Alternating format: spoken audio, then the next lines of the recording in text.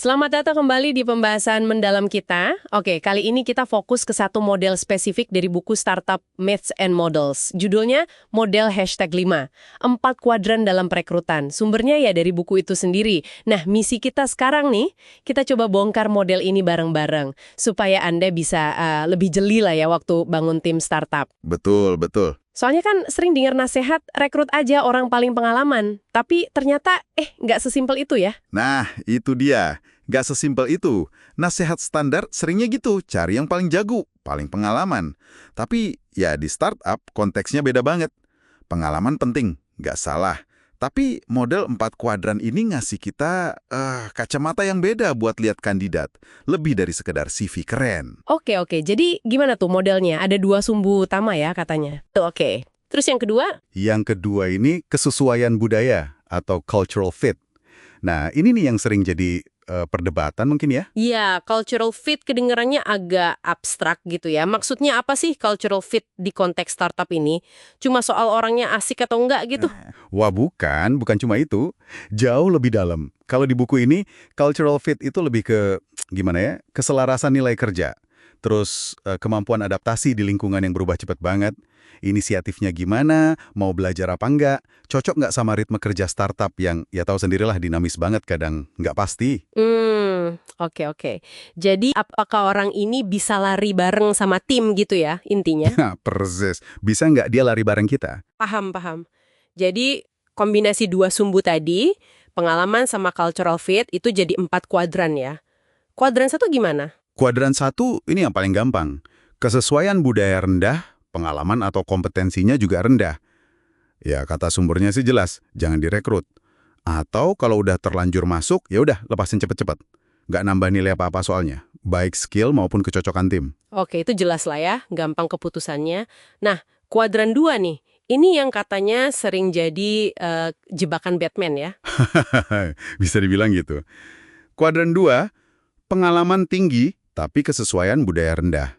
Nah, di sini nih, banyak startup menurut buku ini ya, keplesetnya di sini. Mereka rekrut orang yang CV-nya kinclong banget, mungkin dari perusahaan gede gitu kan. Tapi orangnya begitu masuk startup, susah adaptasi. Karena beda banget lingkungannya ya. Beda banget. Mungkin dia biasa sama struktur yang jelas, tim support yang gede, atau proses yang lebih teratur dan lambat. Di sumbernya bahkan ada contoh spesifik tuh, karyawan pengalaman yang akhirnya minta balik ke kantor lama. Alasannya, startup dianggap terlalu, kutip ya, kacau atau nggak terstruktur. Waduh, itu sih masalah ekspektasi versus realitas startup ya. Oke, lanjut ke kuadran 3. Ini pasti yang paling oke kan? Iya dong, kuadran 3.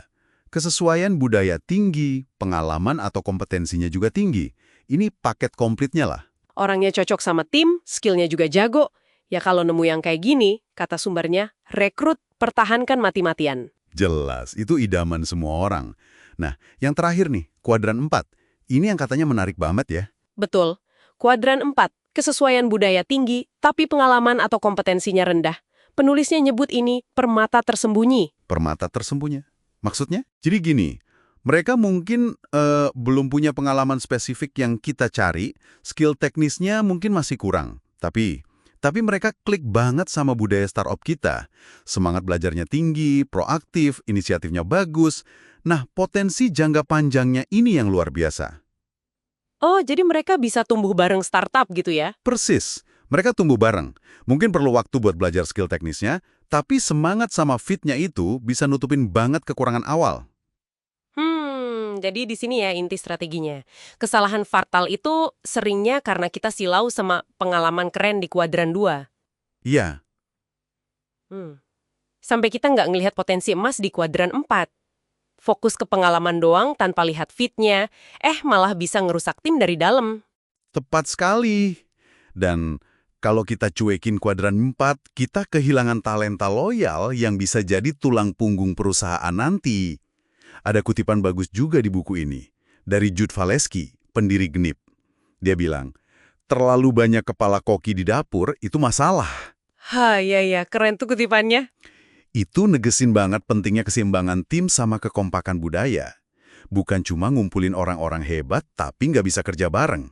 Jadi kesimpulannya agak menantang anggapan umum ya. Buku ini bilang, buat startup, dapat orang yang cocok secara budaya itu seringkali lebih penting daripada ngejar orang yang pengalamannya paling wow di atas kertas. Karena startup itu butuhnya orang yang bisa adaptasi cepat, belajar hal baru terus-terusan, dan seringkali ngerjain tugas di luar job desk formalnya kan? Bener banget. Nah, orang di kuadran 4 yang fitnya tinggi, seringkali nunjukin kualitas ini lebih bagus daripada orang di kuadran 2 yang mungkin udah kaku sama pengalamannya. Oke, jadi buat Anda nih yang lagi bangun atau ngembangin tim startup, model 4 kuadran ini ngingetin kita buat lihat lebih dalam. Jangan cuma lihat CV aja. Cultural fit itu bukan faktor nomor 2, tapi bisa jadi justru penentu utama suksesnya tim di lingkungan startup yang dinamis. Setuju banget. Ini bukan berarti pengalaman jadi nggak penting ya, sama sekali bukan. Tapi jangan sampai pengalaman itu bikin kita buta sama cultural fit. Keseimbangan itu kuncinya.